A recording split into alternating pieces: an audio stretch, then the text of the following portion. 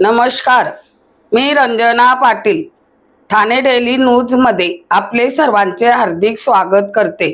आपल्या शहरातील ताज्या घडामोडी बातम्या बघण्यासाठी ठाणे डेली न्यूज चॅनलला लाईक सबस्क्राइब जरूर करा। सर्वात पहिले आपल्या मोबाईलवर उल्हासनगरमध्ये गुटखा नाही दिला तर 10-12 लोकांनी 21 वर्षाच्या मुलावर जीवघेणा हल्ला केला। सर्व घटना सीसीटीव्ही कॅमेऱ्यात आली समोर। पोलिसांनी 5 आरोपींना केले गिरफ्तार। आज त्यांना चोपडा कोर्टमध्ये केले हजर। चला तर पाहूया ठाणे डेली न्यूज, हमेशा एक पाऊल पुढे।